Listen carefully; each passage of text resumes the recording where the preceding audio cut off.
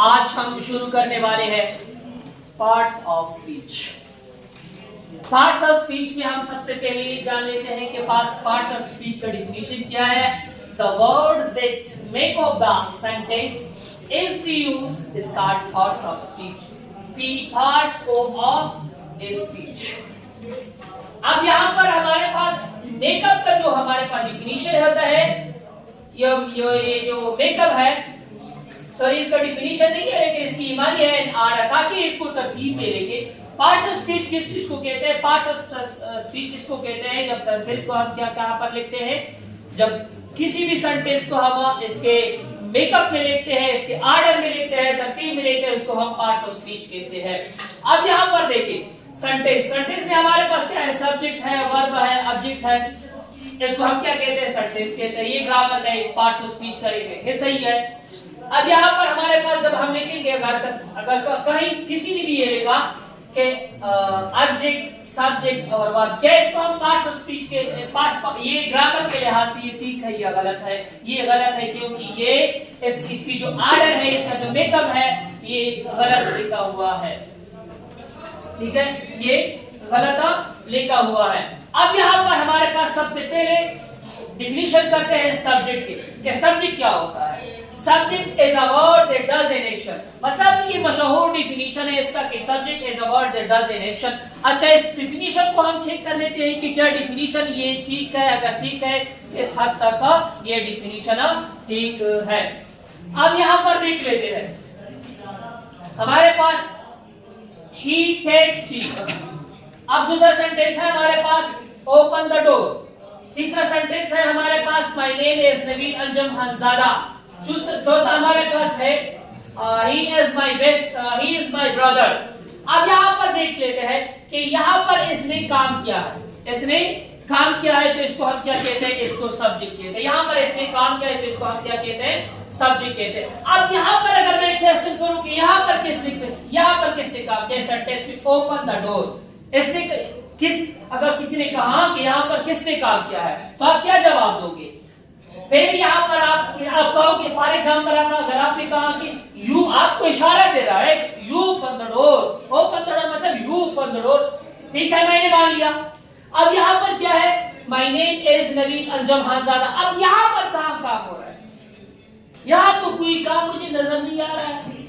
तो यहाँ पर सब्जेक्ट का डिफिनीशन क्या है कि subject is a word that does an action, मतलब वो काम करने वाला क्या होता है, सब्जेक्ट होता है। लेकिन यहाँ पर तो कोई काम नहीं कर रहा।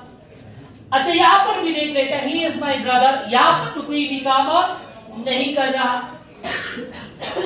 तो क्या इसको हम सब्जेक्ट के बगैर कोई भी फिक्रा नहीं बनता? क्या इसको हम सब्जेक्ट पे, इसमें कोई सब्जेक्ट नहीं है या इसमें कोई सब्जेक्ट नहीं है?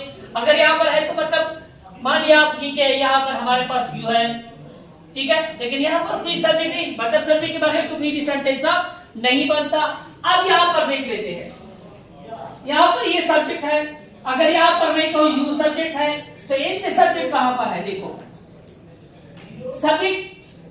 सब्जेक्ट का डिफिनीशन जो है हमारे पास ये है। सब्जेक्ट का definition, it is a word that sentence is talking about, मतलब जिसके बारे में सेंटेंस बात कर रहा है उसको हम क्या कहते हैं, उसको हम सब्जेक्ट कहते हैं। वही हमारे पास क्या होगा, सब्जेक्ट होगा।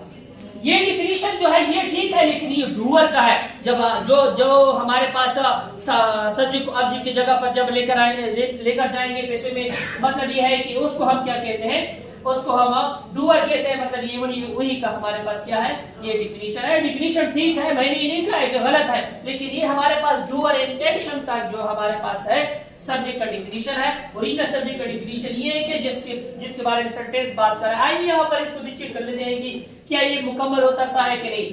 इस सेंटेंस में किसके बारे में बात हो रही है, ही के बारे में बात हो रही है। इस सेंटेंस में हमारे पास किसके बारे में बात हो रही है, यहाँ पर हमारे पास द डोर के बारे में बात हो रही है। आप कहीं पे क्वेश्चन होगा कि हमारे पास, अब ये तो हमारे पास क्या है, ऑब्जेक्ट है। हाँ, ये इसके बारे में मैं बात करूंगा।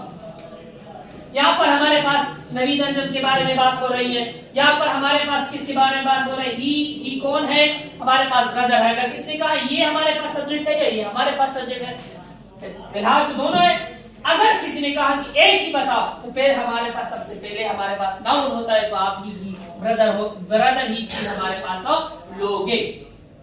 अब चूंकि मैंने बात किया यहाँ पर किया है कि आप अगर किसी ने क्वेश्चन किया तो फिर ऑब्जेक्ट कहाँ पर हो गया, देखो हमारे पास जब डूअर वाला सब्जेक्ट होता है तो वहां पर हमारे पास क्या होता है, ऑब्जेक्ट होता है। जैसे कि ये डूअर वाला सब्जेक्ट है, यहाँ पर हमारे पास चीज जो है ऑब्जेक्ट है। अब यहाँ पर हमारे पास कोई भी सब्जेक्ट नहीं है, अगर यहाँ पर मैंने इसको हम क्या कहेंगे, इसको हम सब्जेक्ट देंगे। किसने कहा यहाँ पर यू है तो फिर हमारे पास यहाँ पर ऑब्जेक्ट ही होगा।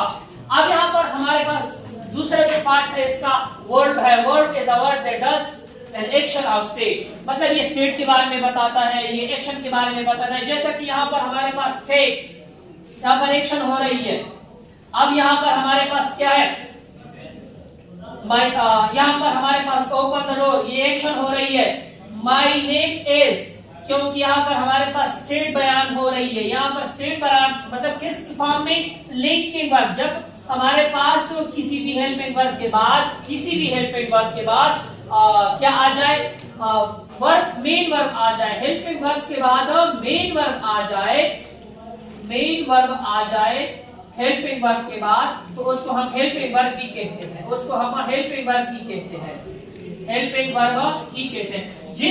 जिसके बाद हमारे पास नाउन आ जाता है उसको हम लिंकिंग या कापुलर वर्ब कहते हैं, या जिसके बाद हमारे पास एडजेक्टिव आ जाती है तो उसको हम क्या कहते हैं, उसको हम स्टेट वर्ब कहते हैं। मतलब वो मैं आपको समझाना चाहता था कि मतलब यहाँ पर एक्शन किस तरह कर रहा है और स्टेट किस तरह ये बयान करता है।